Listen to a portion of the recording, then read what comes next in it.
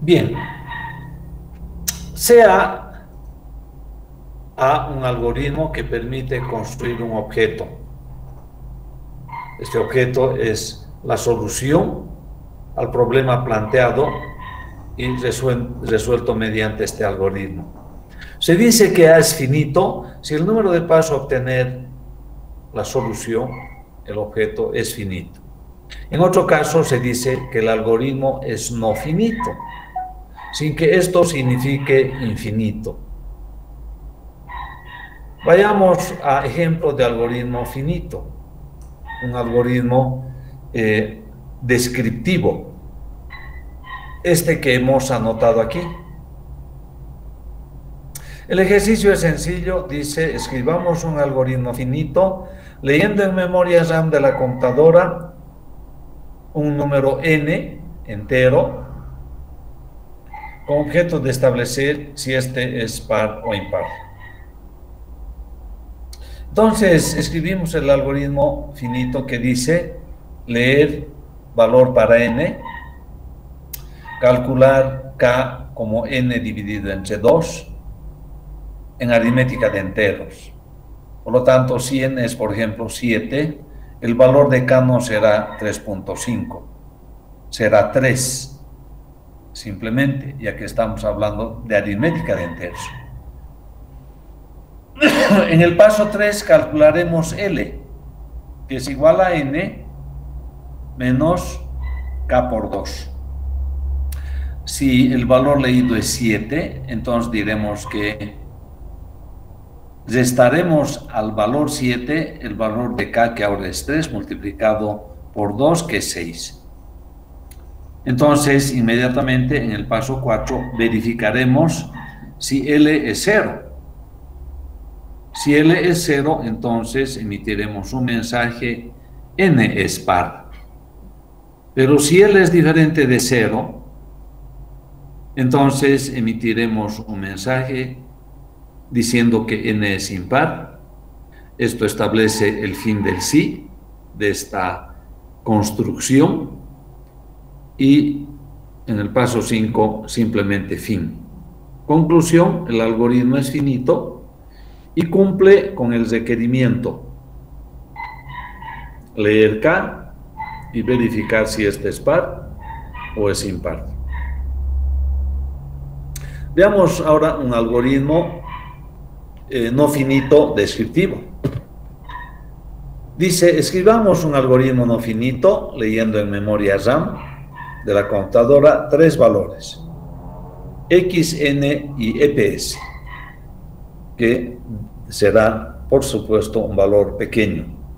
Aquí estamos diciendo 10 a la menos 5 a 10 a la menos 10. Con objeto de calcular la raíz enésima de x. Aquí mostramos que queremos calcular la raíz enésima de x. Y este es un simple ejemplo.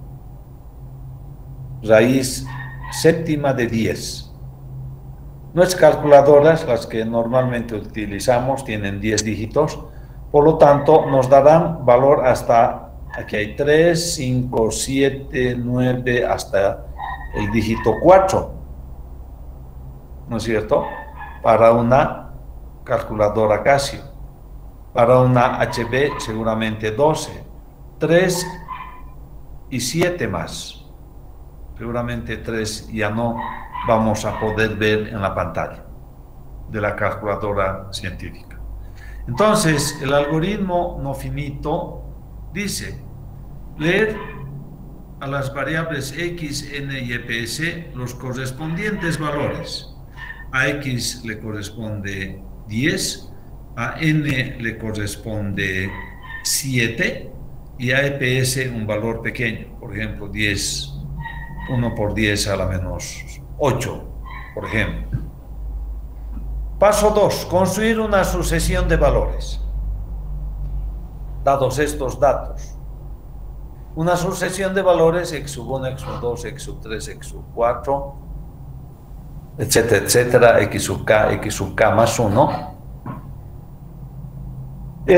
valores que tienden a la solución que aquí estamos llamando epsilon. ¿Cómo?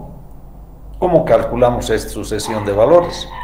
A partir de un valor inicial x sub 0 asumido, mediante la ecuación de recurrencia, y aquí tenemos la ecuación de recurrencia.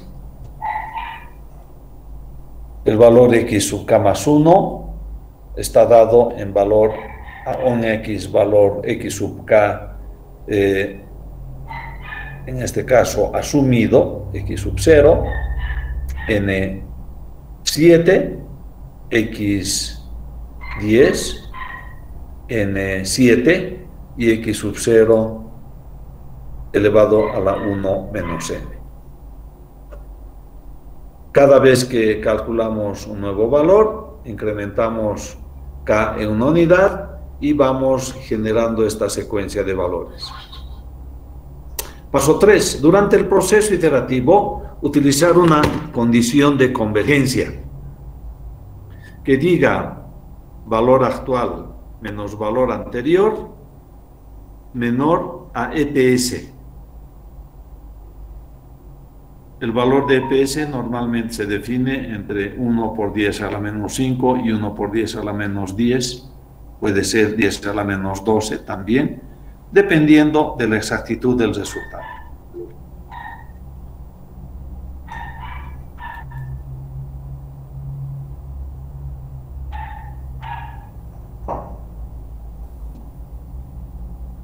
Bien, no tenemos inconvenientes. Seguimos en forma. Entonces, aquí establecemos un proceso iterativo, aquí establecemos la condición de convergencia, y en el paso 4 decimos, al alcanzar el resultado se escribe el mismo, el último valor x sub k más 1 obtenido, y el número de iteraciones efectuadas k, con lo que nuestro ejercicio está resuelto, y en el paso 5 simplemente decimos fin. Se hace notar que la condición de convergencia cumple con el cálculo del concepto de error absoluto. Este es error absoluto. Y lo que vemos acá no son corchetes, deberían ser simplemente barras, para que se diga que estamos calculando el valor absoluto de la diferencia entre x sub k más 1 menos x sub k. En caso de que se deban cumplir varias condiciones de convergencia, como es el caso de la resolución de un sistema de ecuaciones lineales, mediante un método iterativo de solución, se deberá utilizar el concepto de error relativo, que ya no es este. Entonces, en este caso, ¿qué tenemos? Tenemos un sistema de ecuaciones, donde la matriz A no es una matriz cualesquiera pequeña, es una matriz de ciertas dimensiones. Ustedes me dirán cuánto. 100 filas, 100 columnas. Por lo tanto, dentro de esta matriz A existen 10.000 valores. 100 filas, 100 columnas. Y este es el vector de términos independientes que tiene 100 elementos y quiero obtener a la solución que es x sub i. ¿Cuál es la condición de convergencia? Esta que estamos anotando acá, basada en el concepto de error relativo. El error relativo dice es igual al error absoluto dividido entre el último valor de x. Pero sabemos que tenemos 100 incógnitas, tal como hemos comentado acá. Por lo tanto, existen 100 de estas divisiones, 100 de estos valores absolutos. Y el que queremos tomar en cuenta es el máximo de ellos, que va a ser uno solo. Y queremos comparar con EPS. Por lo tanto, esta condición de convergencia se basa en el concepto de error relativo. Si nosotros analizamos ahora esta condición de convergencia basado en el concepto de error absoluto en comparación con este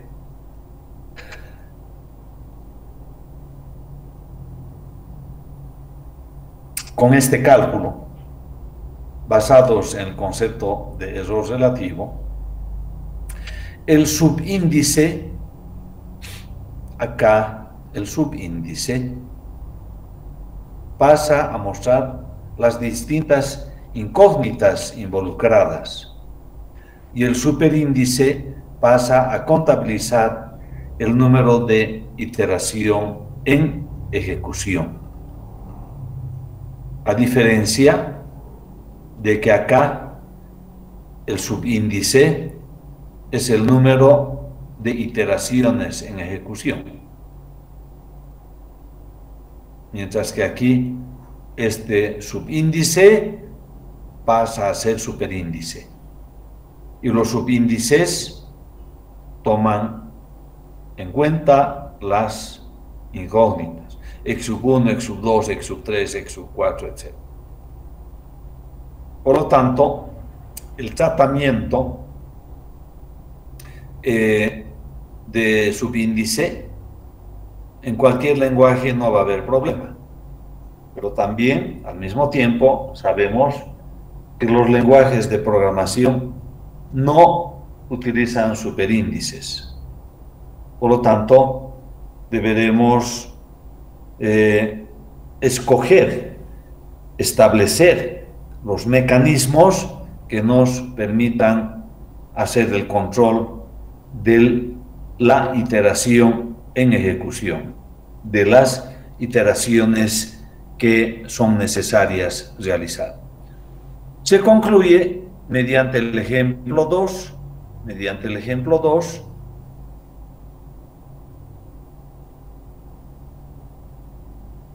que se espera que el algoritmo no finito escrito conduzca a la obtención de un objeto O lo suficientemente próximo a la solución epsilon en un número finito de pasos. A lo largo de nuestra materia, entonces estaremos involucrados en algunos casos en la elaboración de algoritmos finitos cuando decimos método directo, y eso podemos observar en el capítulo 4, cuando queremos resolver sistemas de ecuaciones lineales y planteamos un primer grupo de métodos que se llaman los métodos directos. Y también en el mismo capítulo tenemos los métodos iterativos. Entonces, acá estamos viendo ejemplos sencillos de la diferencia entre uno y otro método, entre uno y otro algoritmo diferente, aquí finito y aquí no finito. ¿Y por qué decimos no finito?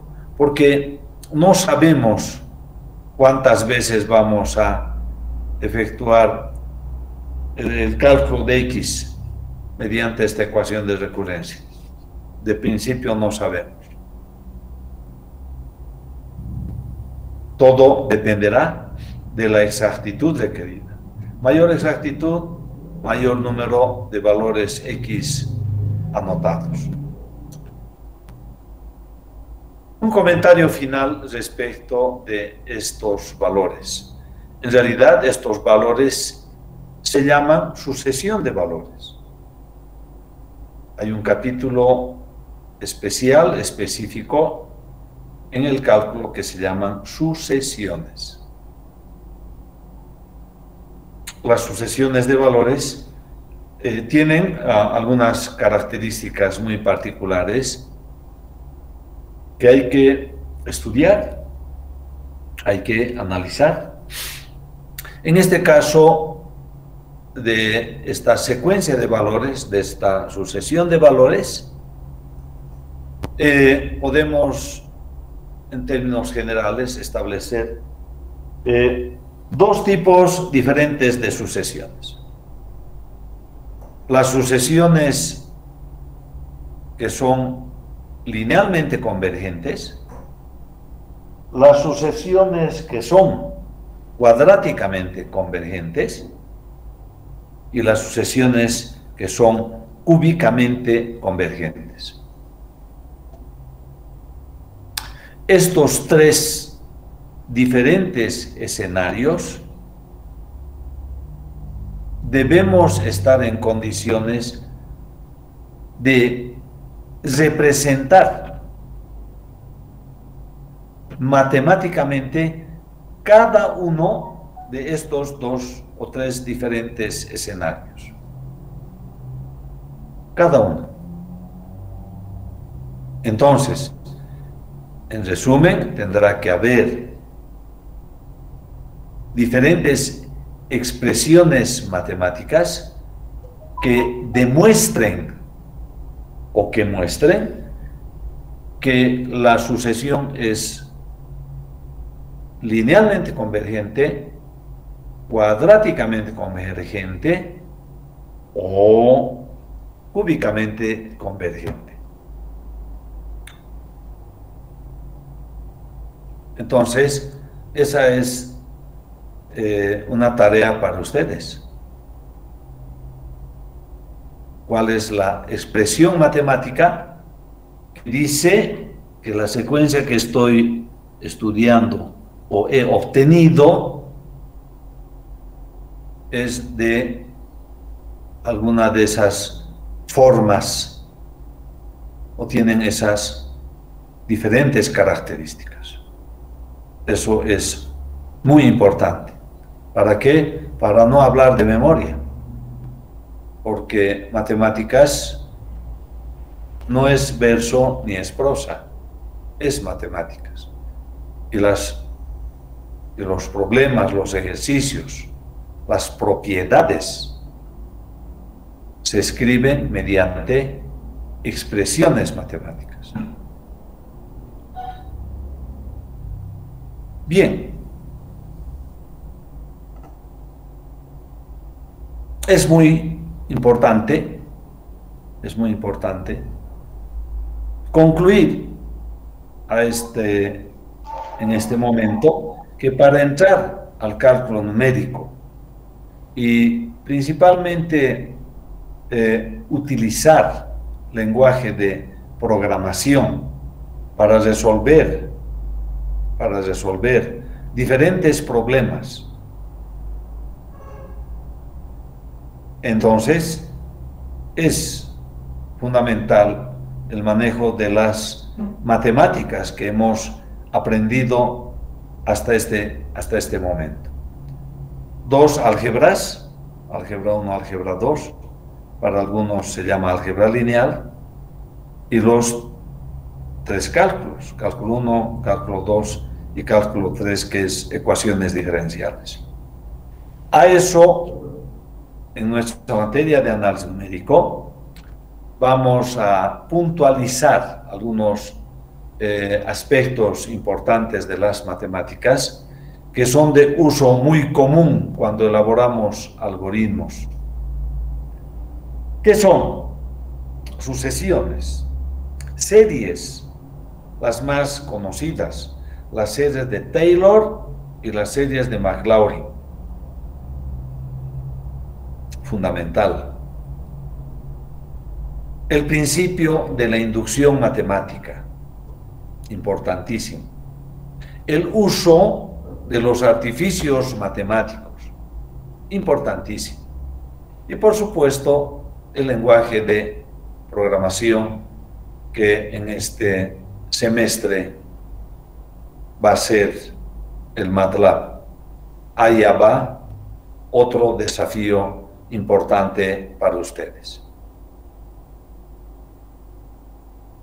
Bien, dicho esto, podemos avanzar un paso más. ¿Qué dice? Supongamos que para un cierto problema computacional, los datos son a sub 1, a sub 2, a sub 3, a sub n. Y que los objetos a construir son x sub 1, x sub 2, x sub 3, x sub m, diferente a n, en la mayoría de los casos. Tal es que podemos escribir estos elementos o estos valores de la siguiente manera representativa. Los datos, una A mayúscula con flechita, que consideran o toman en cuenta o son los valores A1, A2, A3, AN. Los objetos, igual X con flechita, que toman o consideran los valores X sub 1, X sub 2, X sub 3, hasta X sub M. Donde X con flechita es igual a F de A con flechita. Significa que los objetos X se obtienen a partir de los datos A mediante un algoritmo F. Hasta aquí podríamos decir que estamos perfectamente en el ámbito netamente matemático. Pero ahora damos un paso hacia adelante y decimos, se dice que un problema computacional, está bien propuesto, y fíjense, entre comillas y en negrilla, si cumple las siguientes condiciones. Para un conjunto de datos A existe una solución X, F es una solución univaluada, es decir, con un mismo conjunto de datos, siempre se obtiene la misma solución. Y finalmente, la solución depende continuamente de los datos. Es decir, pequeñas variaciones de los datos deben traducirse en pequeñas variaciones en los resultados. Estos tres requisitos o condiciones no son ninguna novedad para nosotros. La primera hemos estudiado, hemos utilizado en álgebra. Se dice simplemente condición de existencia de solución. La condición 2, cuando decimos F es una solución univaluada, esta condición es la conocida condición de unicidad. Es decir, con un mismo conjunto de datos siempre se obtiene la misma solución. Como no podría ser de otra manera, principalmente cuando impartimos soluciones computacionales y queremos que este problema planteado esté bien propuesto. Y finalmente la tercera solución. La solución depende continuamente de los datos, es decir, pequeñas variaciones en los datos, mejor no de, también puede ser variaciones de, ¿sí? Es decir, pequeñas variaciones de los datos deben traducirse en pequeñas variaciones en los resultados. En matemáticas esto se llama condición Lipschitz. ¿Dónde podemos encontrar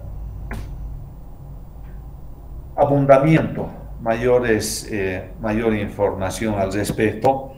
En el libro de análisis numérico, bastante antiguo, incluso de los años 70, del autor Francis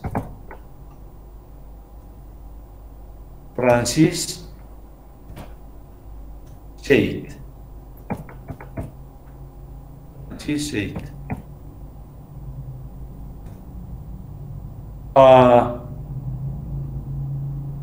Libro de las series Shaun. ahí van a poder ustedes encontrar,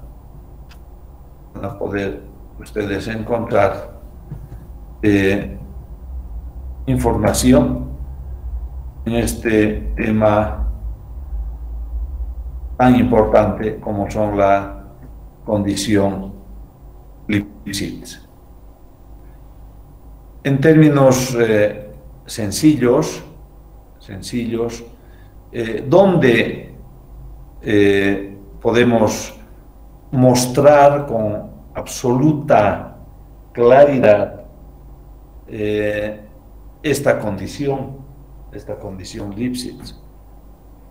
Es un problema muy sencillo. Cuando nosotros resolvemos dos ecuaciones lineales, es decir, estamos queriendo hallar la intersección de dos ecuaciones lineales, este problema o incumplimiento de condición Lipschitz se presenta cuando las dos ecuaciones tienen pendientes muy parecidas. Y por lo tanto,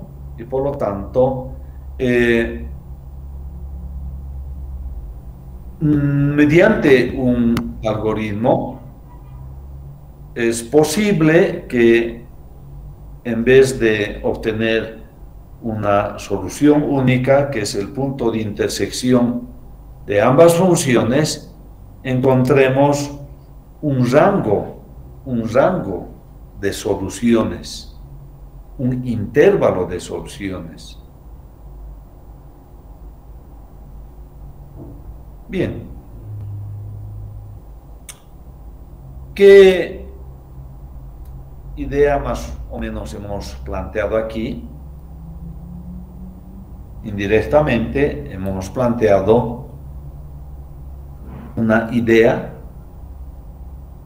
que está ahí atrás, absolutamente presente, vigente, que se llama error.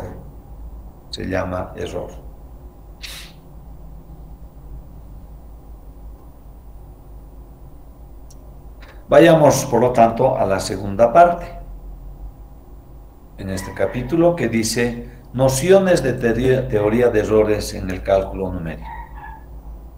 Una vez que un problema ha sido formulado, deberá recurrirse a algún método numérico que, junto a un análisis de error, sirvan para resolver dicho problema. Entonces, aquí hay unas palabras claves, ¿no es cierto? ¿Cuáles son? Problema, método numérico y análisis de error. Estas son las palabras claves en este párrafo de 2 líneas que acabamos de leer. ¿Qué dice nuevamente? Una vez que un problema ha sido formulado, deberá recurrirse a algún método numérico que, junto a un análisis de error, sirvan para resolver dicho problema. Habiendo decidido usar un algoritmo específico o una combinación de ellos, el analista, nosotros somos los analistas, el analista deberá considerar todas las fuentes de error que puedan afectar los resultados. Al mismo tiempo, deberá establecer la exactitud requerida, estimar la magnitud de los errores de redondeo y de truncamiento por discretización, estimar el número de iteraciones necesarias y asumir las acciones correctivas en casos de no convergencia. Entonces, en términos generales, estamos diciendo qué vamos a hacer, qué debemos hacer, cómo debemos enfrentar la solución a un problema. Y seguramente en este contexto, Algo que no es muy claro es esto que voy a anotar en negrilla. Al mismo tiempo debe establecerse la exactitud requerida, no hay problema. Establecer la magnitud de los errores de redondeo y de truncamiento por discretización. Redondeo, vamos a estudiar, vamos a ver, ya tenemos una imagen rápida de lo que es un error de redondeo, pero seguramente no del concepto de truncamiento por discretización. Si entendemos discretización, el concepto completo de truncamiento por discretización seguramente ya podemos captar.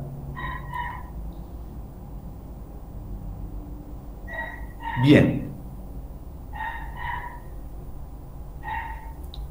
La solución numérica de un problema usualmente considera las siguientes etapas o fases. 1. Obtención de un modelo matemático para el problema. 2. Reconocimiento y medición de datos y parámetros del problema. 3. Elaboración de un método numérico que conduzca a la solución del problema. Y 4. Transcripción de la solución automatizada del problema mediante un lenguaje de programación y ejecución de la misma en la computadora.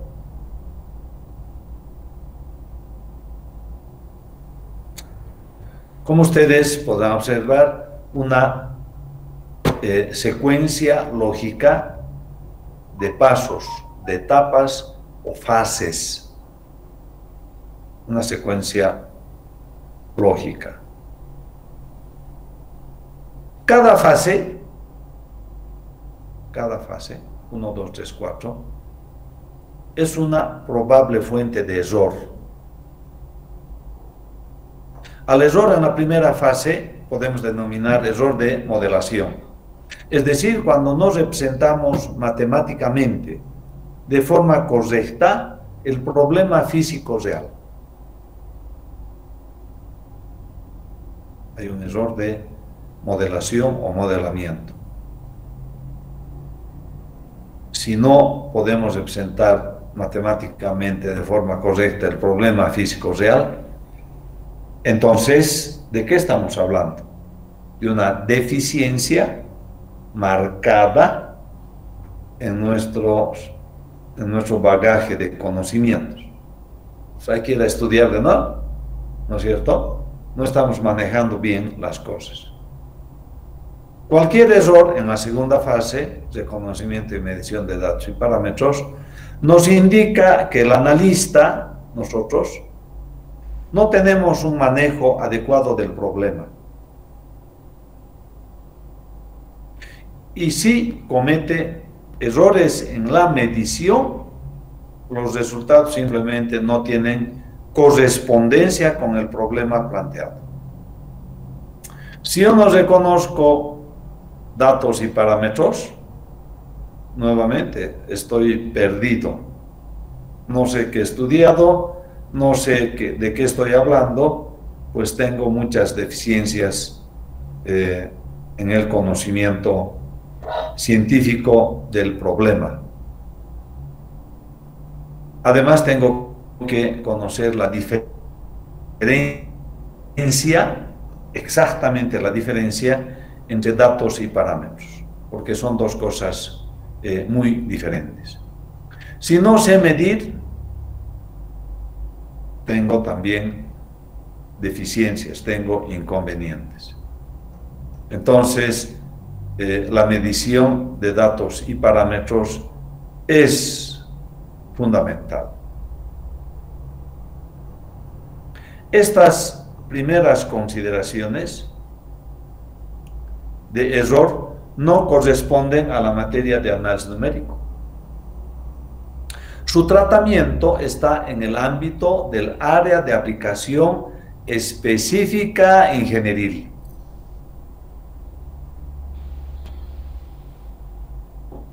Esta es una conclusión muy importante. muy importante. Estas primeras consideraciones de error no corresponden a la materia de análisis numérico, nuestra materia. Su tratamiento está en el ámbito del área de aplicación específica ingeniería.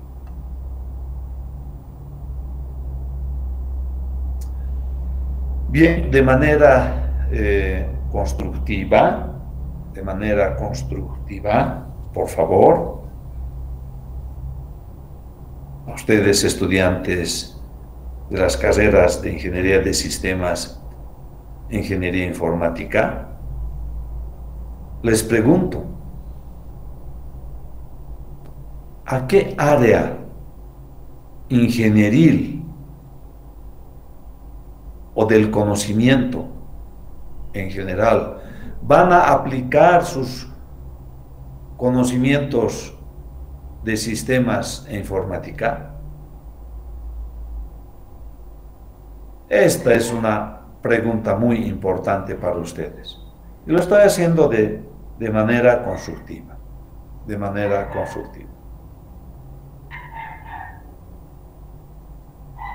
Preocupa bastante cuando alguien me dice, ¿sabe qué? En mi carrera no hay física, no hay la materia de física. No sé en cuál de ellas es, no hay física. Ni siquiera física 1. Menos el resto. ¿No es cierto? Entonces, ¿a qué área ingenieril ustedes van a aplicar sus conocimientos?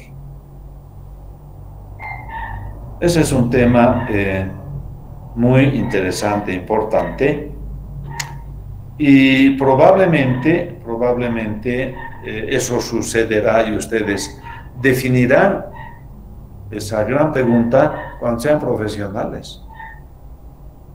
Mientras tanto, estudie pues los 10 semestres de la carrera, su proyecto de grado, y después vendrá esa gran pregunta, ¿y ahora dónde voy a ir a aplicar mis conocimientos? Y al respecto, puedo comentarles que en época pasada, bastante pasada, cuando no habían ingenieros de sistemas, ni siquiera licenciados en informática, porque la carrera que se inició en la Facultad de Ciencia y Tecnología era licenciatura en informática. Después se cambió a ingeniería de sistemas e ingeniería informática.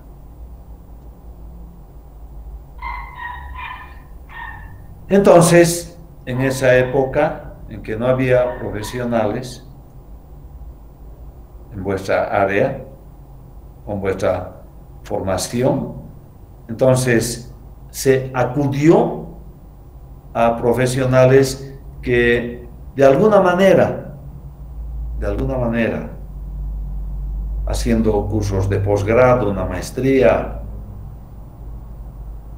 o un diplomado o algo en el exterior, estos profesionales que salieron en otras áreas, ingeniería química, ingeniería metalúrgica, ingeniería civil, mecánica, etcétera, asumieron responsabilidades para conducir, para manejar centros de cálculo numérico. Esa es la historia de mucha gente en la que yo estuve involucrado. Disculpen que hable en primera persona. Mi primera experiencia de jefe de computación es de la empresa metalúrgica de Vinto, existente actualmente, una empresa que transforma el preconcentrado de mineral, transforma en base de estaño. Por supuesto que esa es un área que no era mi área de formación de pregrado, pero había que aprender esa área del conocimiento de la ingeniería metalúrgica que se llamaba la pirometalurgia. Entonces, Esta es una pregunta muy importante para ustedes, ¿no es cierto? Y cuando hagamos aplicación del análisis numérico, seguramente estaremos pensando en aplicaciones de carácter matemático, ¿no? Un poco de física también, sí, porque hay una física, creo, para ustedes. Bien. El error en la tercera fase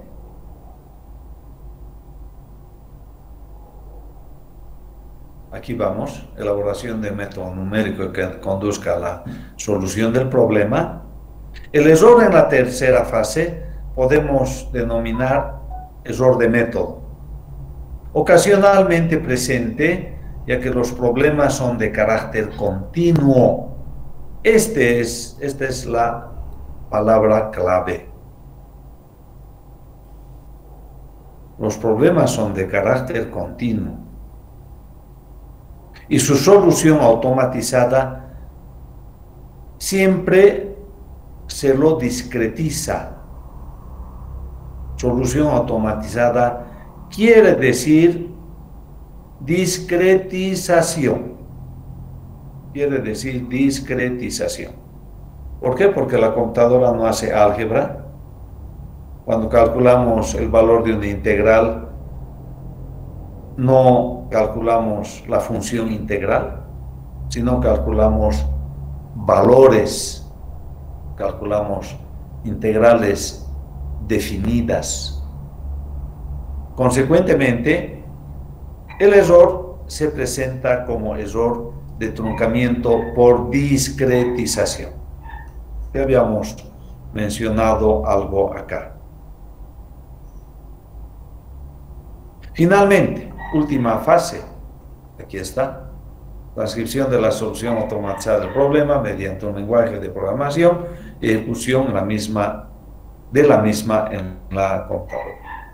Finalmente, debido a que los métodos numéricos no conducen a una solución en un número, finalmente, debido a que los métodos numéricos nos conducen a una solución en un número finito de pasos y los cálculos se realizan mediante representaciones decimales finitas, se presentan los errores computacionales, normalmente identificados como errores de redondeo en fase de ejecución de las soluciones automatizadas.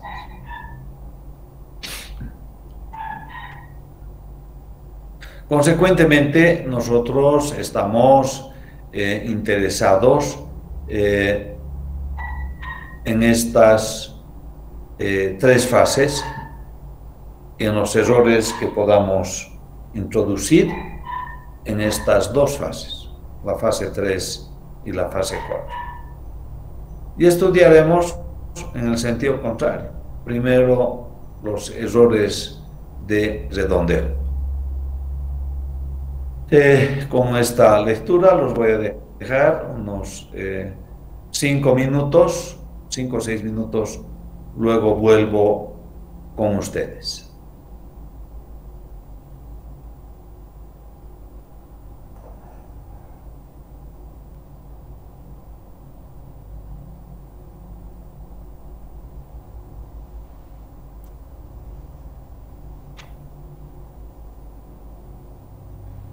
Bien, veamos, errores de redondeo. El error de redondeo se origina porque una máquina involucra números con solo un número finito de dígitos. Por lo tanto, los cálculos se realizan con representaciones aproximadas de los números verdaderos.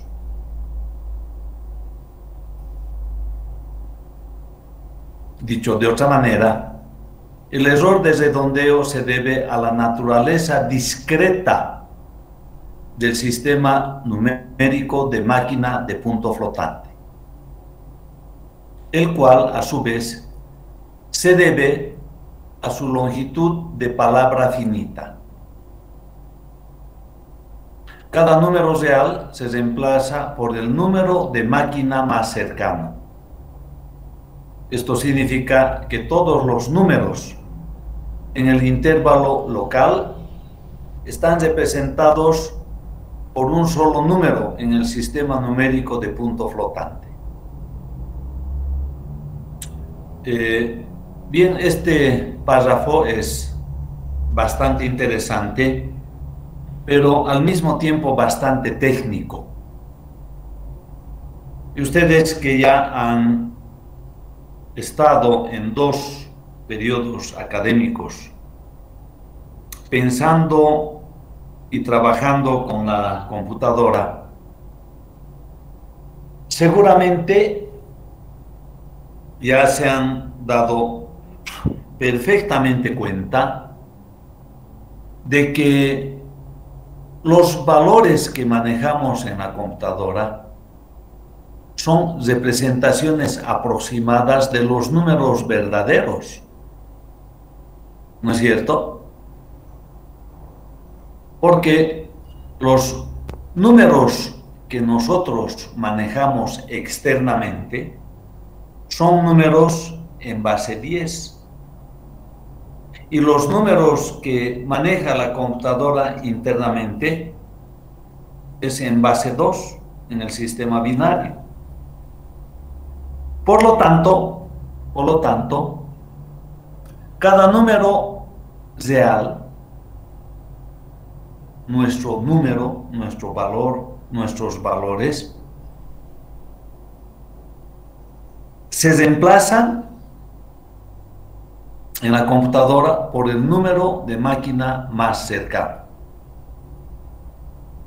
Y a partir de este concepto,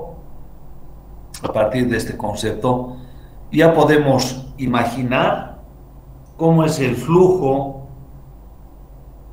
el almacenamiento y el cálculo, porque esas son las 3 actividades fundamentales en la computadora: el flujo de valores, el almacenamiento en celdas, ¿no es cierto?, y el cálculo numérico.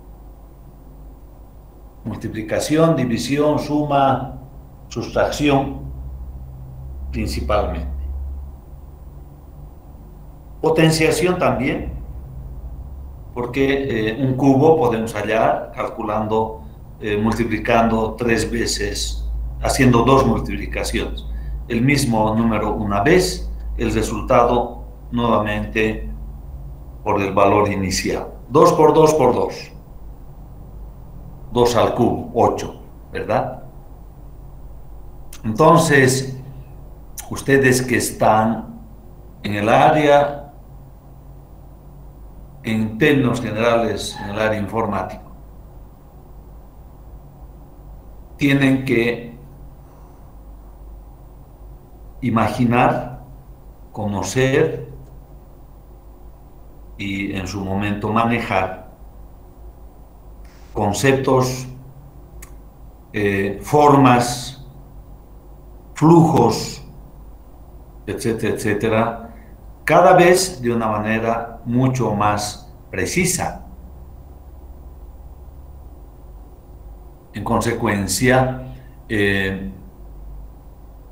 vuestro manejo cada vez va a ser mucho más exquisito, detallado y sobre bases científicas de los cálculos y de las operaciones que se pueden hacer con la computadora.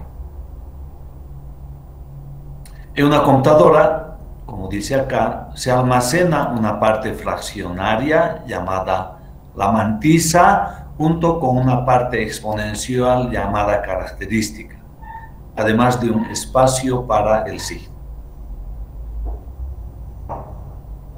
Por ejemplo, en la IBM 370, una computadora antigua, ¿verdad? La 370, Un dígito binario, un bit, indica el signo. 7 dígitos binarios indican el exponente en base 16. 24 dígitos binarios, 24 bits indican la mantisa. El exponente de 7 dígitos da un rango de 0 a 127. Y a partir de esta información ya podemos empezar a realizar un análisis detallado de lo que sucede internamente en la computadora. Al respecto, pueden sacar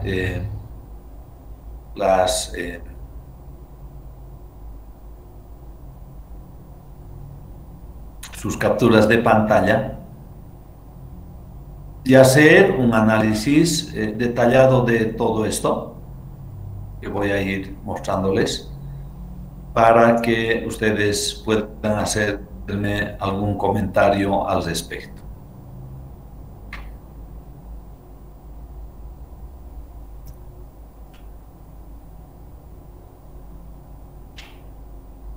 Entonces tenemos esta captura de pantalla. A ver. Y caramba, no quiere saltar. Sí, ahí nomás. Podemos reducir esto un poquito. Reducir a 8, digamos, ¿no? Para que pueda caber esto que estoy queriendo mostrarles. Y aquí un poquito más para que esté todo claro. Entonces ya tenemos una captura de pantalla para poder indicar el número de máquina más pequeño. Luego tenemos un segundo, ok, esta captura de pantalla, coja un poquito de lo anterior para que haya seguimiento. Luego esto, una nueva captura de pantalla.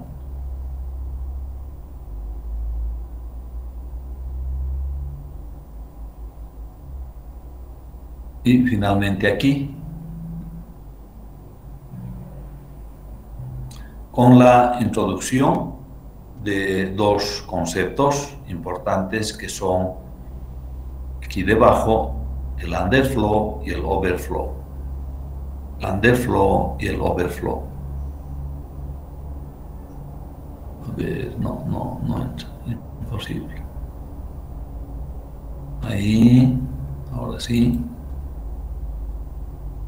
Reducimos un poco, este también. Y aquí podemos reducir esto a 5.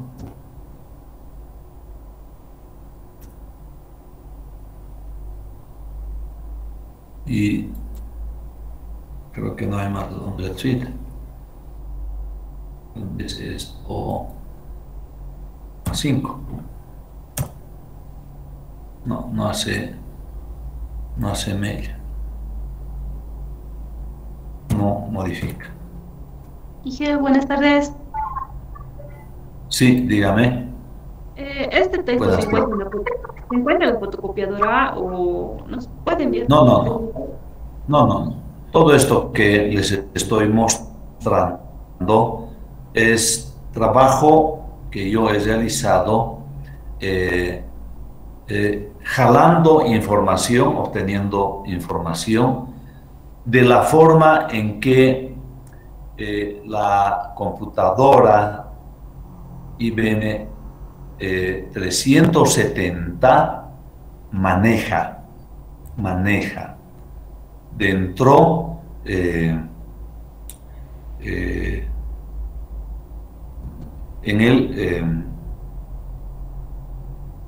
el board principal que tiene de cálculo. Este es un ejemplo de IBM 370 y su formato de manejo es el que les estoy mostrando. Por eso les decía, saquen las capturas de pantalla que están aquí. Esta es la primera. Luego, esta es la segunda captura.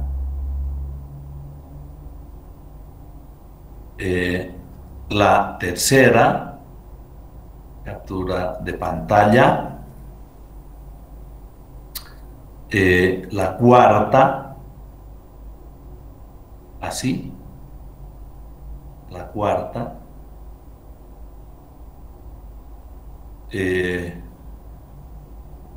Y la quinta, la última captura de pantalla, esta.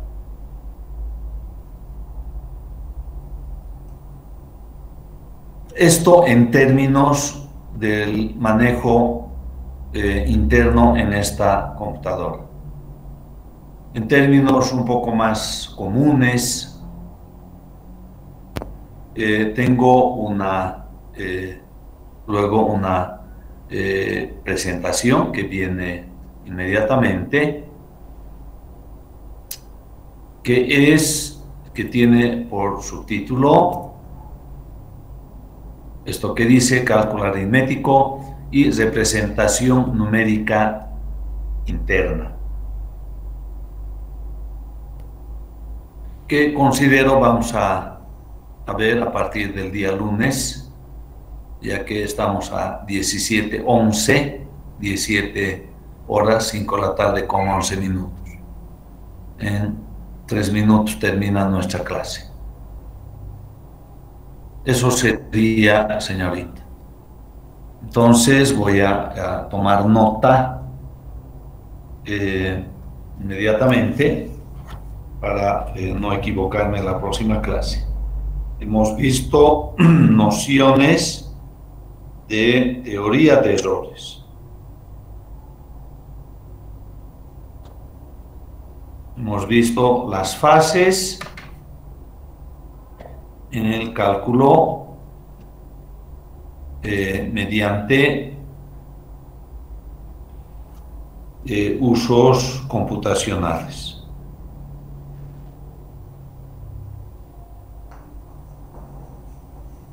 Y ahí hemos visto las primeras dos fases y sus errores. Las dos segundas fases y sus errores.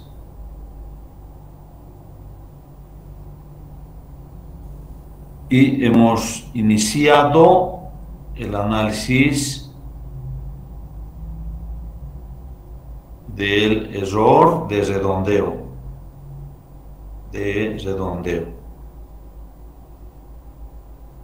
Y estamos quedando redondeo. Y estamos quedando